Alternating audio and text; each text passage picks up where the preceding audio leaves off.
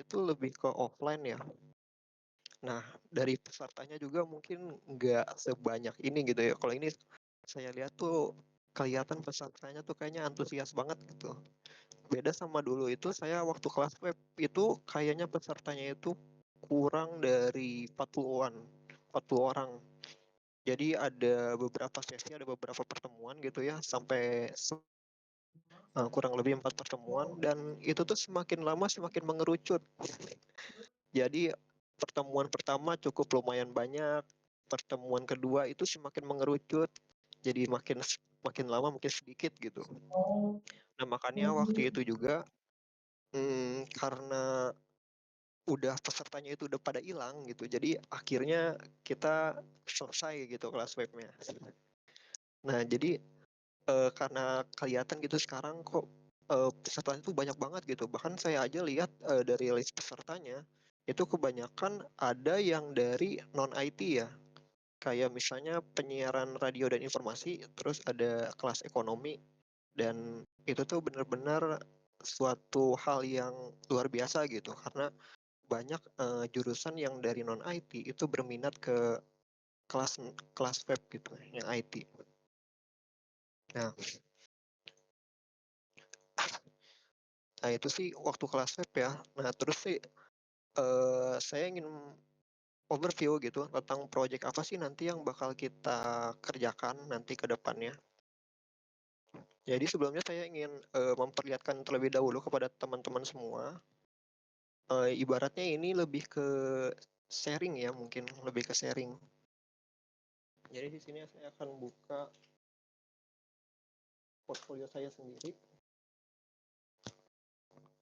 Nah, jadi ini adalah portfolio saya. Jadi ini sebenarnya bukan saya ingin pamer atau gimana ya. Jadi ini saya cuma pengen nunjukin kalau ini tuh benar-benar proyekan saya yang telah saya buat, saya kumpulin itu dari zaman kuliah.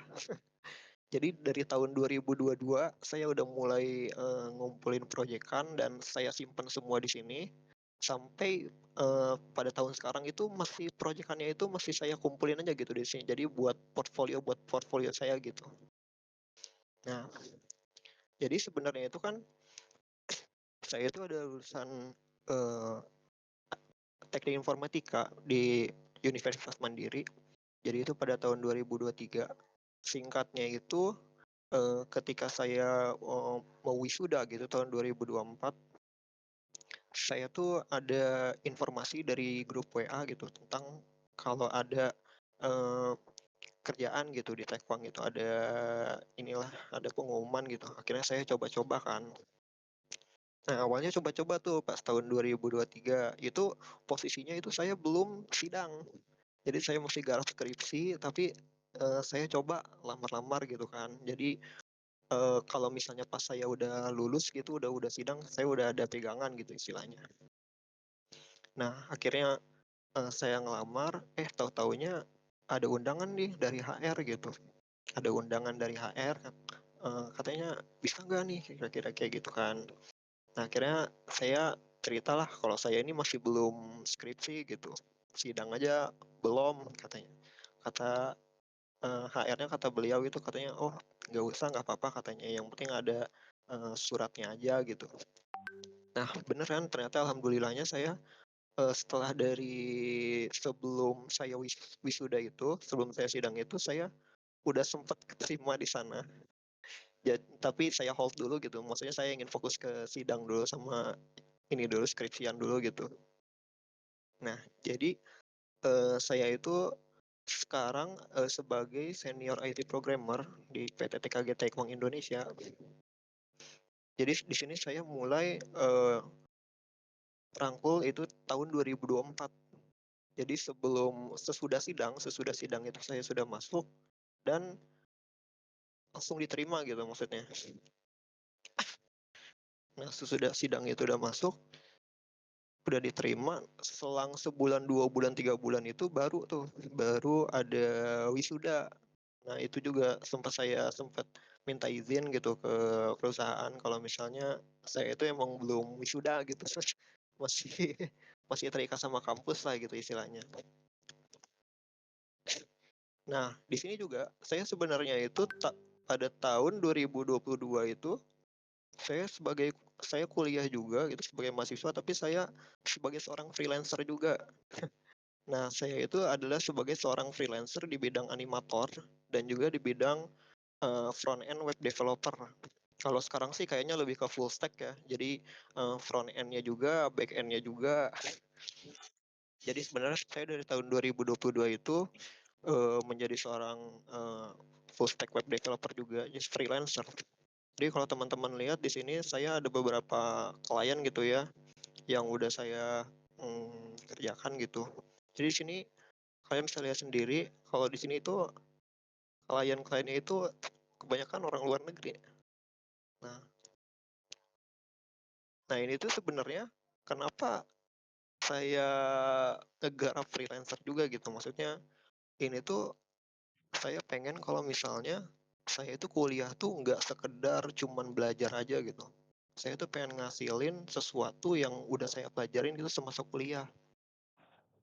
Nah, kebetulan saya juga punya motivasi gitu buat ngebuat project ini, terus buat ngebuka freelancer saya itu karena ada beberapa pendapat dari beberapa dosen di sana. Contohnya kepada Pak Eko dan Pak Kodar. Jadi Pak Kodar waktu itu sempat menasihati mahasiswanya. Jadi kalau misalnya kalau kuliah itu usahakan kalau kita itu punya portfolio gitu. Jadi kalau misalnya kita punya portfolio, kita tuh ibaratnya udah punya personal branding sendiri gitu. Jadi ini bisa jadi nilai plus buat kalian gitu kalau misalnya kalian punya portfolio dari zaman kuliah, entah itu dari tugas, dari proyekan, atau dari mana aja gitu. Itu tuh sebenarnya bisa jadi nilai plus buat kalian, buat ngelamar di perusahaan-perusahaan gitu. Jadi ibaratnya ada sesuatu yang bisa kalian buktikan kalau misalnya kalian itu eh, kuliah di IT atau di mana gitu. Jadi kalian punya pegangan yang bisa kalian kasih ke perusahaan gitu ketika kalian ngelamar kerja atau gimana. Jadi bukan bukan hanya CV, jadi kalian bisa juga share portfolio-portfolio kalian gitu. Nah,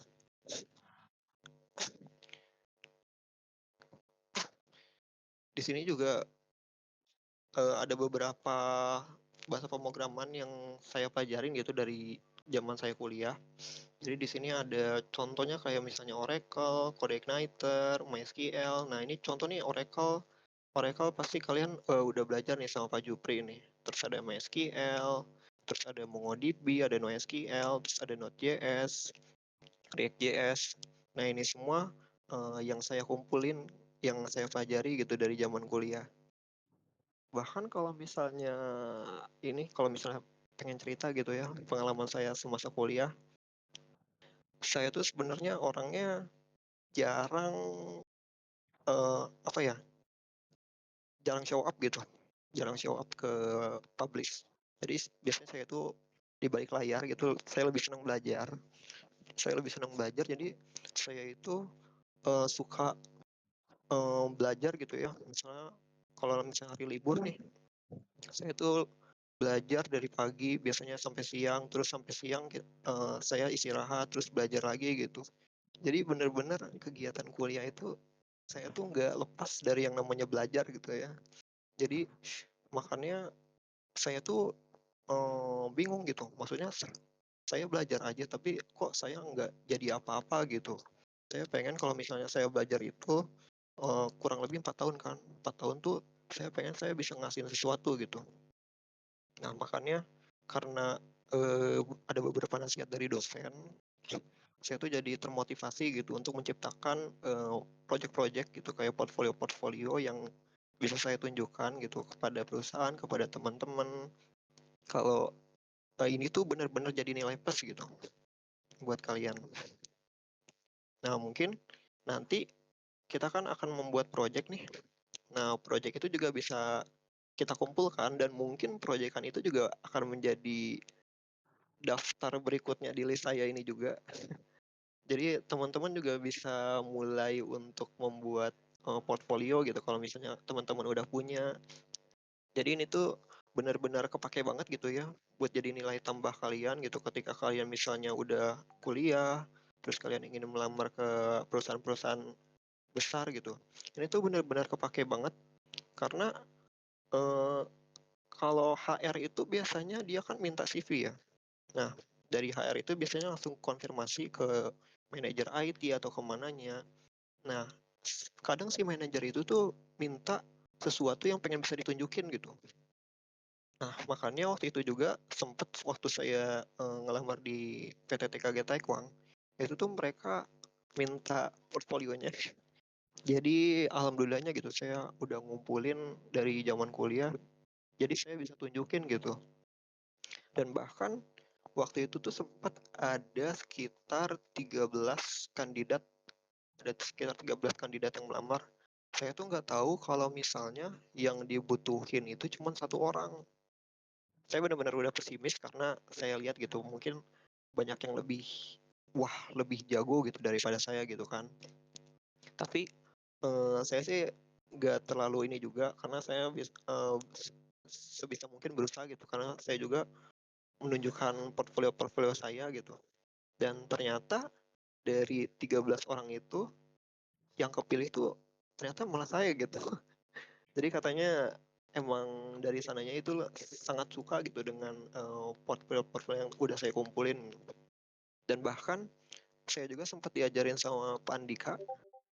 Pak Andika itu dulu tuh sempat ngajarin tentang sisap. Betul, di PT TKG Tekwang itu mayoritas itu orang-orangnya pada pakai sisap. Jadi aplikasi-aplikasi di sana mereka tuh lebih mayoritas itu pakainya sisap gitu. Nah, karena kemarin juga sempat diminta tentang portfolionya, mereka tuh sempat minta sisap juga dan kebetulan karena alhamdulillahnya saya sempat diajarin sama Pak Dika, waktu itu juga sempat dikasih proyekan gitu ya, tempat tentang sisap. Jadi itu jadi nilai plus saya juga gitu buat ngelamar di perusahaan itu. Jadi sebenarnya ini tuh benar-benar kepake banget gitu ya. Maksudnya ini tuh sebagai pembuktian kalian bahwa kalau kalian itu seorang programmer atau IT programmer, kalian bisa ngasih tahu juga gitu apa validasinya gitu, apa personal branding kalian yang bisa ngebuktiin bahwa kalian itu kuliah di IT, kalian itu seorang programmer gitu. Ya itu benar, ini tuh benar-benar ngebuktiin kalau itu bisa ngebantu banget kalau misalnya kita pengen ngelamar di perusahaan-perusahaan yang ada di Subang itu. Apalagi sekarang juga ada Finvest, terus ada BYD. Di sana juga ternyata nggak jauh-jauh. Di sana juga di Finvest itu dia pakainya sisap juga sama. Kalau di Taekwang itu lebih ke sisap ada, terus web ada. Webnya itu mungkin lebih ke kode igniter, terus ada juga yang native gitu. Native itu kayak HTML, CSS, JavaScript aja gitu yang bener-bener dia tuh pure dari awal banget gitu. Nggak ada framework apapun. Nah, ini juga ini sebenarnya pengalaman pengalaman saya semasa kerja gitu. Jadi di sini ada pertama kali itu saya bekerja di PT TKG Tekma Indonesia. Jadi sisanya itu sebenarnya ini freelance sebenarnya. Ini freelance saya dari zaman saya kuliah. Jadi benar-benar saya itu waktu kuliah itu benar-benar sambil kerja gitu karena saya juga ingin bisa mengimplementasikan ilmu-ilmu saya yang udah saya pelajari semasa kuliah gitu.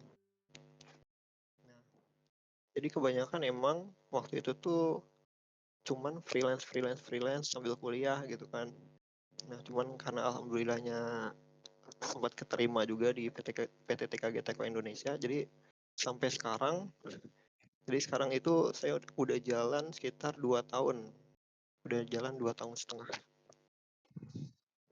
Nah, jadi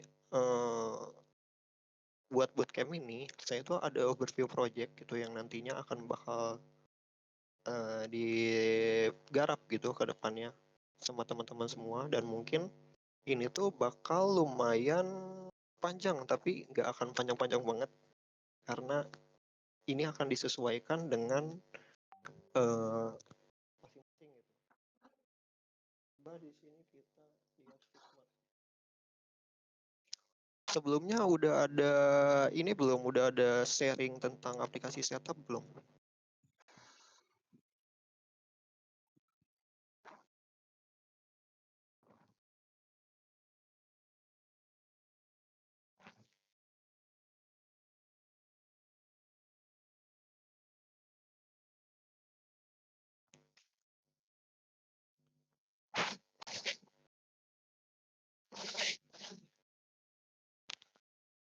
Sebentar, ini kayaknya jaringannya deh.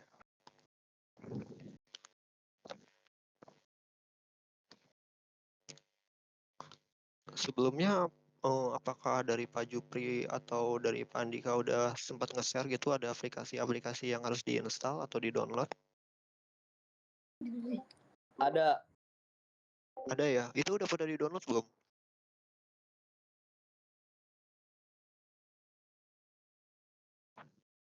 Baru beberapa. Oh iya, nggak apa-apa. Karena kita juga sekarang masih overview aja. Paling nanti untuk seminggu ke depan kalian coba install dulu. Kalau misalnya nggak bisa, nanti kita coba install bareng-bareng ya pekan depan. Jadi nanti juga pekan depan kita nggak akan langsung mulai project kan. Mungkin kita akan coba untuk setup aplikasi-aplikasi yang ada. Jadi karena itu biar biar bisa mulai semuanya gitu. Biar kita bisa jalannya bareng-bareng nanti.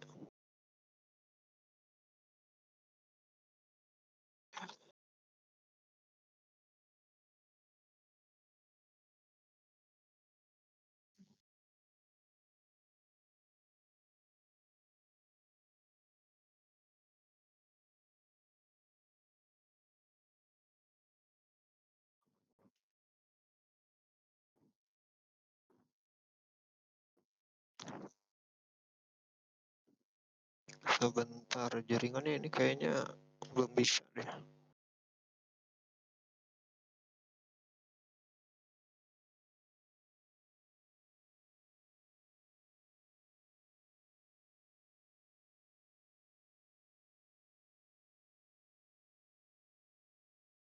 Oke, ini udah bisa. Coba kita buka Figma.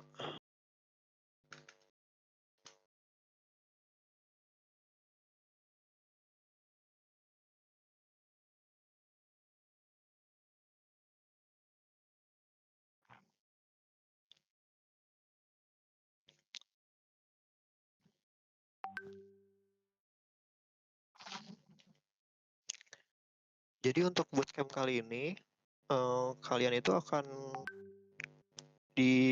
akan membuat sebuah project yaitu tentang cloningan Netflix gitu. Karena kita tahu sendiri kan kalau Netflix itu ibaratnya semua orang udah pada tahu. Jadi kayaknya ini bakal jadi proyekan yang bagus banget gitu buat teman-teman semua, buat teman-teman semua mulai ngegarap webnya. Jadi di sini itu kita tuh bakal benar-benar ngebuat website itu benar-benar dari nol ya teman-teman. Karena ini kan termasuk kelas web basic ya. Jadi nanti kelas web basic itu bakal ada front end, terus nanti kalian akan belajar juga nge-styling, ngedesain gitu. Nanti juga kalian akan belajar tentang JavaScript. JavaScript itu lebih ke bagaimana membuat website ini itu fungsional ya teman-teman. Jadi nggak cuman desain doang. Jadi kita bakal buat si website ini itu bakal fungsional. Mungkin sebagai contoh ada tombol remember nih di sini nih. Ada tombol remember me. Nanti di sini kita akan buat kalau kita pencet tombol remember me, dia tuh bakal inget gitu username dan passwordnya. Jadi kita nggak usah masukin username dan password lagi gitu. Nah itu sebagai contoh uh, penerapan JavaScript. Nah jadi untuk pembuatan website ini kita tuh akan bikin website ini benar-benar pure dari nol gitu, pakai HTML, CSS, JavaScript. Kan kebanyakan sekarang tuh contoh ya di kuliah-kuliah kan kebanyakan bikin web itu benar-benar udah pakai framework gitu, ada yang pakai Bootstrap, ada yang pakai Tailwind. Nah, karena gimana ya, fondasi itu kan sangat penting gitu. Nah, Bootstrap dan Tailwind itu sebenarnya dibangun dari bahasa CSS kan. Nah, dari bahasa CSS yang udah di custom, yang udah dibikin library. Nah, kita sendiri aja masih bingung nih contohnya ini gimana sih cara bikinnya gitu kalau misalnya benar-benar tanpa framework. Nah, jadi maka dari itu kita tuh harus paham gitu gimana fondasi awalnya. Kalau kita misalnya bikin website itu benar-benar tanpa apapun, tanpa framework, tanpa apa gitu. Jadi benar-benar kita buat dari nol. Nah, jadi untuk website Netflix ini kita tuh bakal bikin website ini benar-benar pakai HTML, CSS, JavaScript benar-benar pure 100%, nggak pakai framework gitu ya. Nah, kenapa saya pengen kalian itu bisa eh, pakai HTML, CSS, JavaScript itu fondasinya dulu, karena ini tuh benar-benar kepake banget gitu. Nah, nanti kalau misalnya kalian terjun ke dunia industri, kalau kalian misalnya terjun ke dunia kerja gitu ya, itu sebenarnya eh, banyak klien gitu, banyak klien, banyak user yang kadang tuh mintanya tuh suka aneh-aneh gitu. Nah, kadang permintaan yang aneh-aneh itu kita tuh kalau misalnya kita pakai framework atau pakai apa itu tuh sangat susah di custom. Kenapa sangat susah di custom? Karena mereka tuh sebenarnya framework ini tuh sebenarnya udah dibungkus gitu. Jadi ketika kalian ingin membuat style baru atau pengen misalnya custom sidebar gitu, custom header gitu, itu tuh sangat susah karena itu tuh emang udah jadi gitu. Jadi kita sebenarnya tinggal pakai aja. Nah, kalau misalnya kalian bisa HTML, CSS, JavaScript gitu, sebagai contoh CSS gitu ya. Nah, kalian tuh bisa bikin kayak gimana aja gitu, website kayak gimana aja, bahkan yang websitenya itu di luar akal kalian gitu, yang nggak masuk akal lah gitu istilahnya. Itu tuh pasti bakal gampang banget gitu, dan itu pasti kepake banget. Sebagai contoh aja, ketika saya baru pertama kali masuk kerja gitu ya di Tekwang gitu, eh, udah diminta bikin 3D gitu, bikin 3D tapi pakai CSS. Saya juga bingung kan, maksudnya CSS itu kan biasanya website gitu ya, kenapa kok ada bisa dibikin 3D gitu. Nah, karena saya itu udah punya fondasinya, benar-benar udah tahu gitu maksudnya gimana cara pakainya. Nah, saya itu tinggal improvisasi aja gitu. Jadi mau desain itu mau seaneh apapun atau mau apa kayak gimana pun gitu, kalau misalnya kalian fondasinya udah punya, itu pasti bakal gampang banget gitu, bakal mudah gitu nanti dibuatnya. Nah, kalau kalian misalnya ini dibikin pakai framework gitu ya, ini mungkin bisa selesai dalam sehari 2 hari mungkin pakai Bootstrap. Tapi kalau misalnya pakai HTML, CSS, JavaScript mungkin akan lebih lama, tapi kalian tuh paham gitu cara pembuatan ini tuh bagaimana. Jadi benar-benar dari awal kalian tuh bakal belajar bagaimana cara membuat website benar-benar dari nol gitu. Nah, nanti di sini juga ada beberapa desain. Sebenarnya ini desainnya itu sama tuh. Ini kayak headernya, ini tuh headernya sama gitu. Nah, nanti ini juga kita bakal bikin reusable. Nah, kalau di programming itu istilah reusable itu dia itu bisa dipakai berulang-ulang gitu. Nah, nanti kita tuh bakal ini kan ada 2 page ya. Nah, ini kan ada 2 page nih. Nah, nanti segala segala bentuk yang reusable ini tuh kita nggak usah bikin berkali-kali gitu. Karena misalnya kita udah bikin yang ini nih. Nah, nanti kita bakal implementasiin ke halaman ini pakai ibaratnya objek yang sama gitu. Jadi kita nggak usah bikin lagi ya. Nah, nanti ini bisa diimplementasiin pakai JavaScript. Jadi kalian cukup inner HTML atau insert aja HTML gitu ya. Nanti kalian tinggal pakai aja gitu. Jadi kalian nggak usah bikin lagi. Nah, ini sebagai salah satu power of JavaScript ya. Jadi kalian bisa apa ya, manipulasi website kalian gitu. Jadi JavaScript itu sebenarnya nggak cuman tentang fungsional, kayak misalnya otak otak dari website itu kan JavaScript ya. Jadi ada suatu gambaran seperti ini. Nah, jadi dalam suatu website itu HTML tuh diibaratkan sebuah kerangkanya gitu. Nah, HTML itu diibaratkan sebuah kerangkanya, dan CSS itu diibaratkan untuk styling kan. Nah, jadi di sini orangnya itu udah pakai baju, cuman ini orang tuh masih kaku. Jadi kaku tuh dia apa-apa gitu, cuman desain doang. Nah, nanti si JavaScript ini bakal bisa bikin si orang itu bisa berlari, bisa melihat. Nah, jadi si JavaScript itu ibarat adalah otaknya gitu, otak dari websitenya.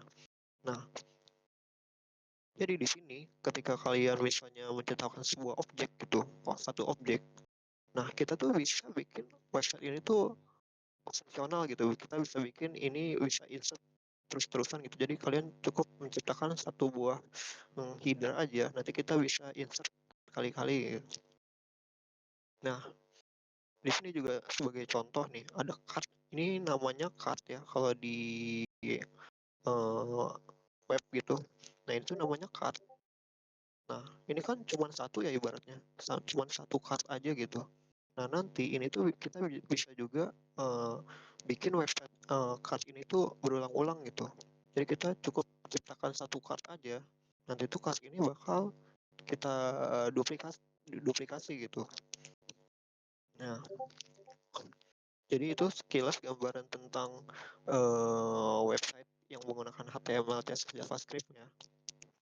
Nah, nanti juga si card ini kalau misalnya kalian klik atau kalian bisa pencet play di sini, nanti tuh bakal muncul pop up kayak gini. Nah, nanti di sini tuh akan ada pop up kayak gitu. Nah, nanti setelah pop up ini dibuka, nanti ada detail gitu. Kayak misalnya detail dari film itu apa, terus deskripsi dari film itu apa. Nah, nanti ketika kalian klik play, nah barulah si video itu bakal mulai. Jadi seperti ini. Nah, karena ini lebih ke clone Netflix ya, jadi kita akan buat semirip mungkin. Jadi dengan desain yang ada di sini. Nah, jadi teknik ini tuh kalau misalnya di Figma gitu ya, ini kan kita pakai Figma nih. Nah, ketika kita nge-cloning desain ini menjadi website gitu, website utuh. Nah, ini tuh dinamakan slicing ya, teman-teman. Nah, ini tuh dinamakan slicing. Jadi kita merubah UI UX dari Figma ini menjadi sebuah website. Nah, ini tuh dinamakan slicing. Nah, nanti juga kalau misalnya teman-teman misalnya udah terjun ke dunia industri atau teman-teman misalnya terjun ke dunia kerja gitu ya, teman-teman tuh pasti bakal disuguhin sama desain-desain gitu ya, desain-desain yang udah dibuat oleh UI UX. Nah, dan teman-teman sendiri itu harus bisa mentranslate desain-desain itu tuh menjadi sebuah website gitu. Nah, makanya kenapa saya bilang kalau fondasi awal itu benar-benar penting banget gitu ya teman-teman. Kadang UI UX yang mereka ciptain itu kadang suka aneh-aneh gitu. Nah, makanya daripada kita misalnya pakai library yang itu tuh kita harus custom lagi, karena namanya library atau framework pasti ada kekurangan ya. Nah, karena mungkin kita udah bisa fondasinya, jadi meskipun UI UX-nya itu aneh-aneh gitu ibaratnya ya, kalian tuh bisa gitu, bisa ngebuat UI UX itu tuh menjadi suatu website yang utuh gitu.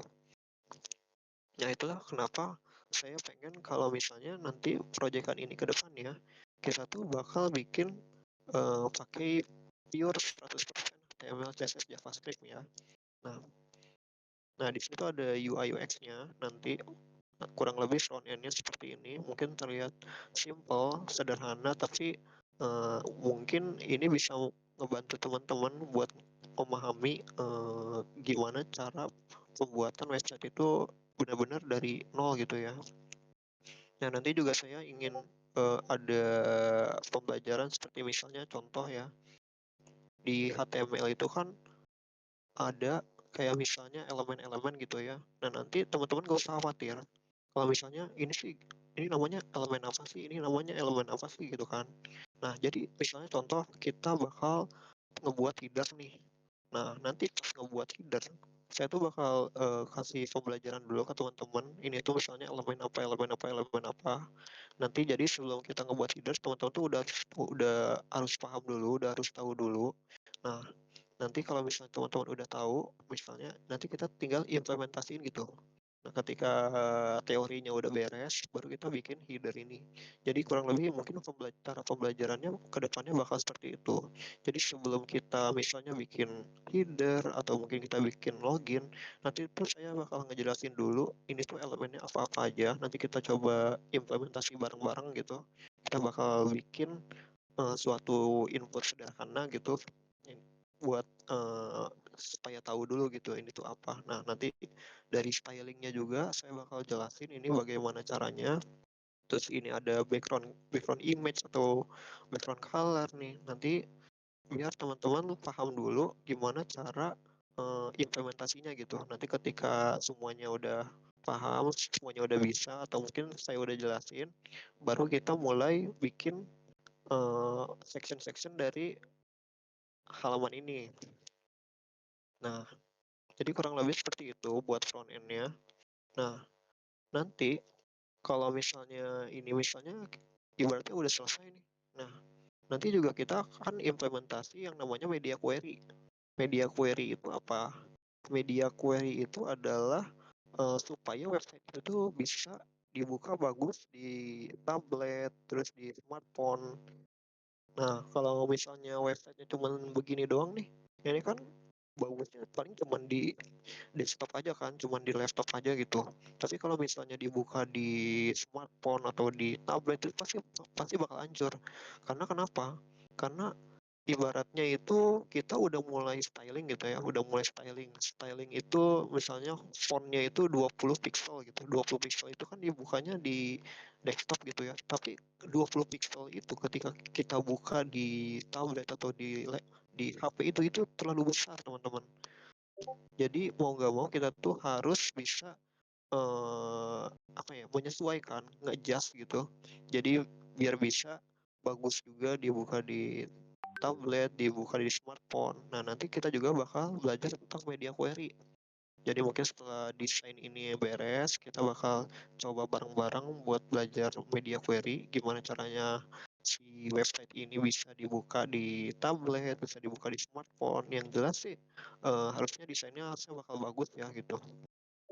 Nah, nanti setelah misalnya kita udah belajar UI UX nih front end, nah nanti juga kita tuh bakal belajar yang namanya API.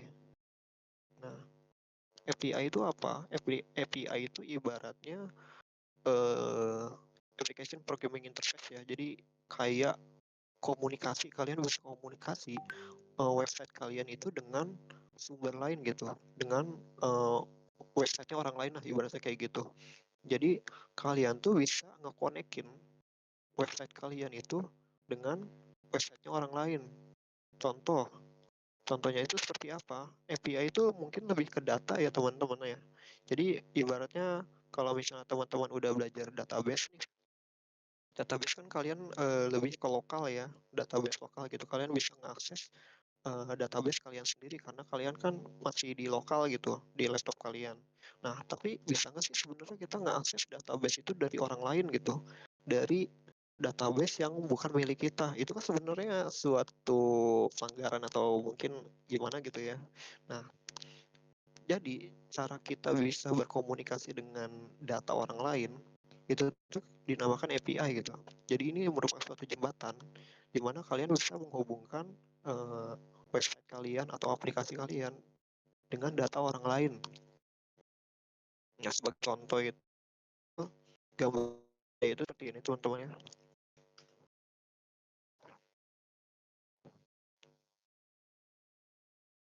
Nah, jadi API itu sebenarnya cuma data gitu. Jadi ini data-data ini kalian tuh bakal bisa kalian pakai di website kalian nanti. Nah, ini bentuknya dia JSON ya, teman-teman. Jadi data-data ini tuh kepakai buat di website kalian gitu. Sebagai contohnya penerapannya itu ada di sini. Ini kan tentang API film ya. Dan mungkin nanti kita akan coba buat nerapin API tersebut di sini. Nah, ini kan ada contoh card nih. Nah, kalau yang misalnya kita nggak pakai API gitu, bisa-bisa aja kita misalnya download nih gambarnya terus URL-nya. Tapi kan lumayan gimana ya, lumayan ribet gitu lah. Tapi kalau misalnya kita udah punya data dari orang lain, kita tinggal masukin aja si data itu. dia bakal ngebikin card, dia bakal bikin gambar. Jadi kita cukup pakai data orang lain gitu. Kita nggak usah mikir-mikir kayak misalnya ini desainnya apa, ini desain gambarnya gimana gitu, terus deskripsinya apa dari film ini. Kita nggak usah. Jadi kita cukup pakai yang namanya API. Jadi ini tuh udah langsung ada gitu datanya. Kita tinggal nyambungin aja. Jadi ibaratnya itu database lah gitu. Tapi database-nya itu punya orang lain. Nah, si data-data ini kita tuh bisa pakai di aplikasi kita, di website kita nanti. Nah, nanti mungkin setelah pembuatan website ini selesai, kita tuh akan coba implementasi API ya teman-teman ya.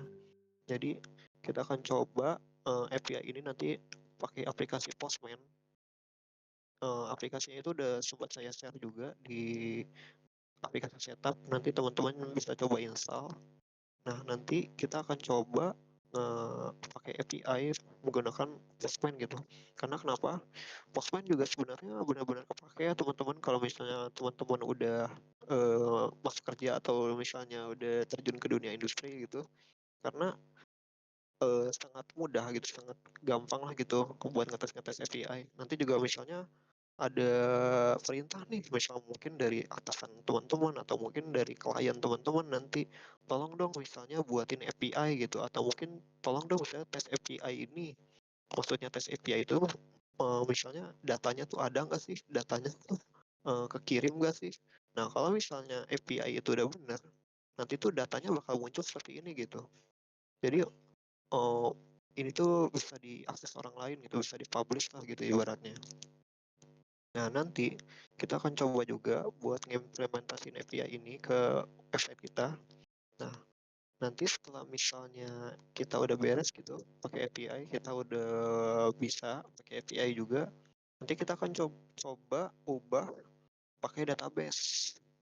Nah, nanti kan si film itu pasti punya data dong, punya data kan.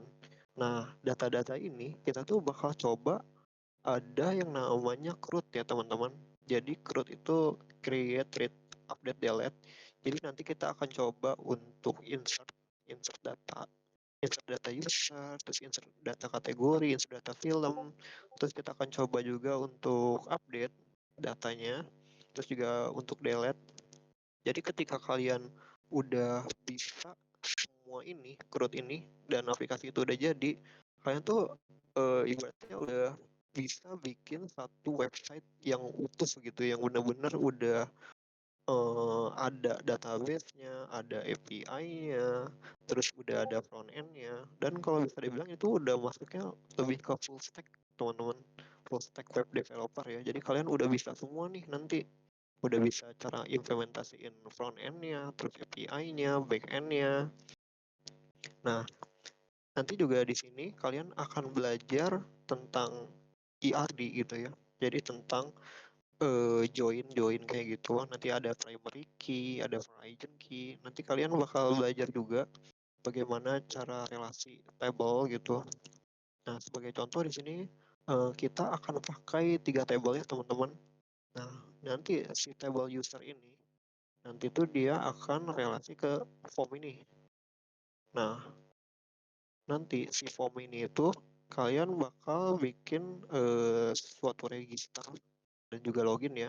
Nah, nanti si register ini dia tuh bakal masuk ke sini, ke table ini gitu, ke table ini. Jadi kalian punya data-data user gitu.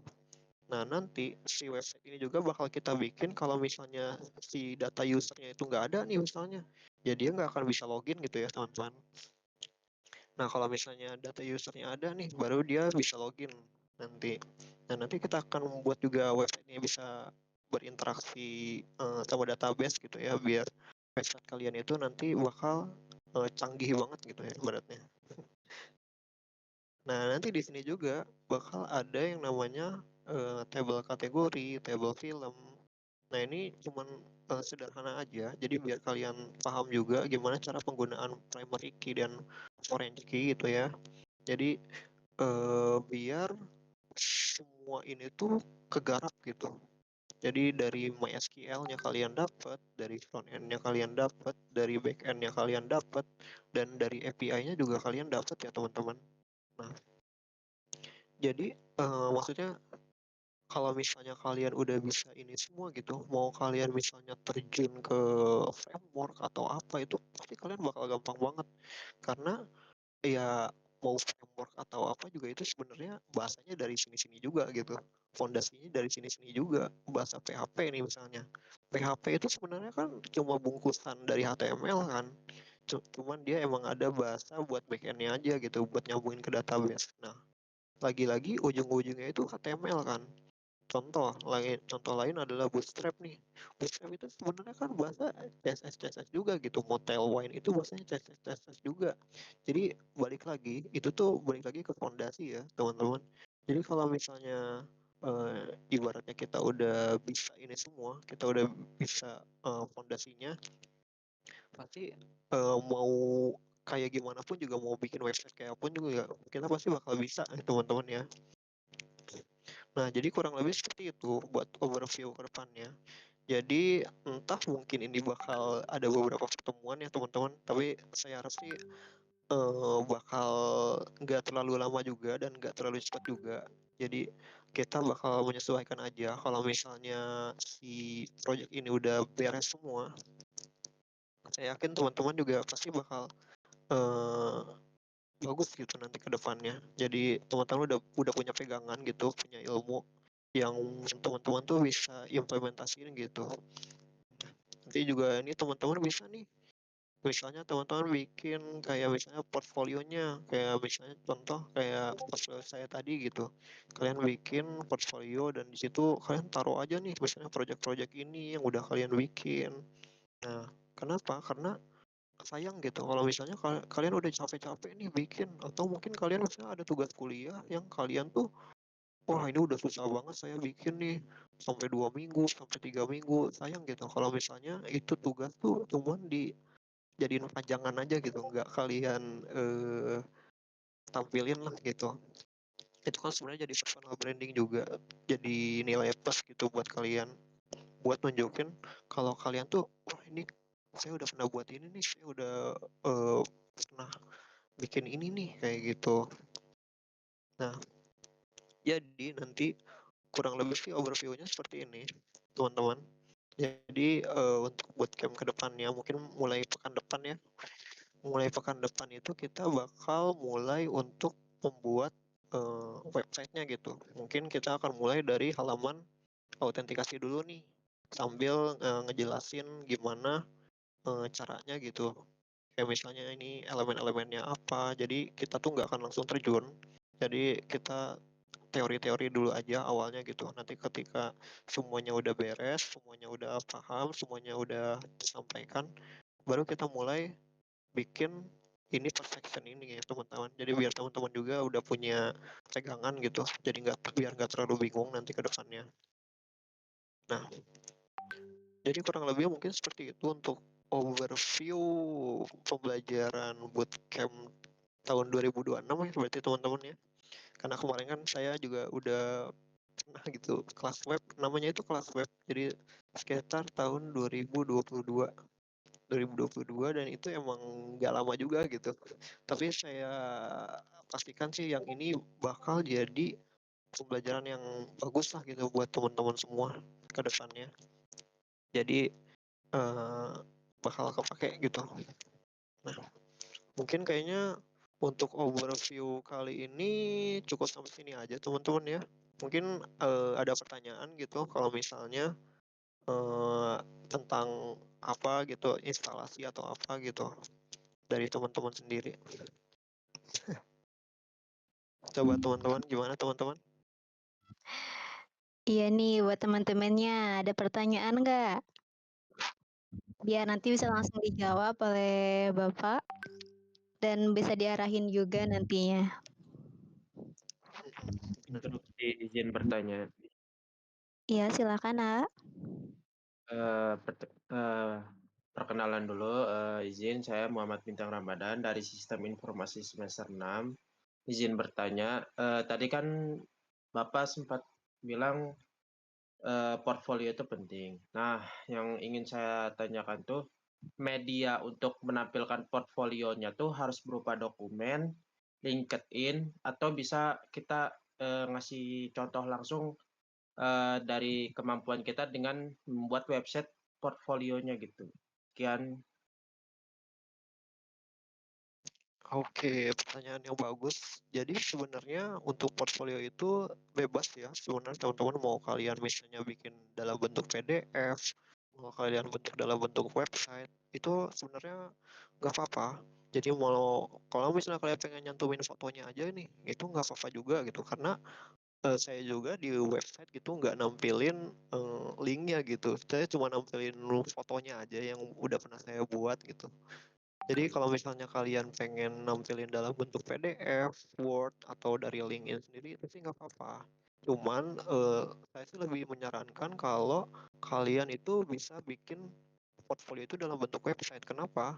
Karena ketika kalian bisa bikin portfolio itu dalam bentuk website, kalian tuh otomatis udah punya nilai sendiri gitu. Maksudnya kita kan seorang programmer. Nah, pasti seorang programmer itu punya dong suatu yang bisa kita tunjukin itu. Misalnya contoh website atau apa gitu. Nah, kalau saya sendiri sih seperti itu. Jadi saya juga sebenarnya sebelumnya itu ngumpulin dalam bentuk PDF buat nampilin, tapi karena mungkin saya lebih suka nampilinnya itu dalam bentuk website gitu ya. Jadi biar orang-orang juga tahu, wah ini tuh yang bikin dia loh gitu, yang bikin dia loh, ini kok websitenya beda gitu, bagus atau gimana gitu kan. Jadi orang-orang juga udah paham gitu, udah tahu wah ini dia tuh ternyata bisa loh bikin website ini tuh. Jadi portfolionya tuh bener-bener ketahuan gitu. Ini tuh yang bikin dia, karena portfolionya juga pasti kan dalam bentuk website dong. Atau mungkin portfolionya dalam bentuk apa gitu kan. Nah, kalau dari saya pribadi sih, saya lebih seneng ya gitu ya kalau misalnya bikin portfolio itu dalam bentuk website sih.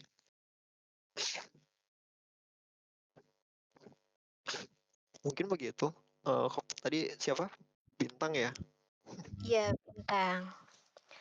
Baik, untuk Bintang udah terjawab pertanyaannya? Sudah, terima kasih atas jawabannya. Iya, terima kasih juga Ya, untuk pertanyaannya. sama-sama.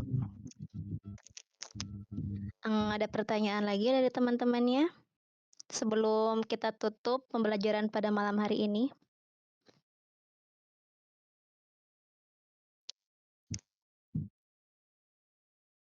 Atau kalau misalnya teman-teman pengen waktunya misalnya hari Sabtu nih atau hari Minggu, boleh misalnya. Tapi kayaknya sih untuk jadwal gitu ya, saya sih misalnya malam gitu, karena biar agak lebih leluasa aja gitu kalau malam. Tapi kayaknya sih untuk kedepannya bakal jadwalnya sih sama kayak gini teman-teman ya. Iya, Bapak. Nanti kita jadwalkan lagi, insya Allah. Mungkin habis isya lagi ya, Bapak. Boleh. Baik, teman-teman. Apa tidak ada pertanyaan lagi?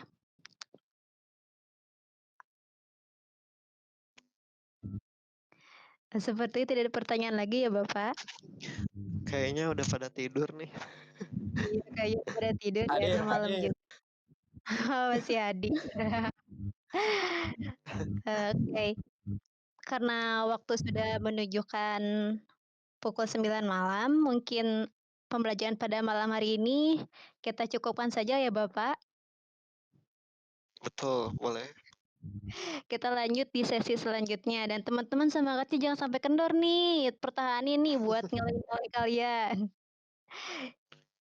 Lumayan loh, ini kayak kita belajar gratis dengan mentor dan pemateri yang sangat-sangat handal dalam bidangnya.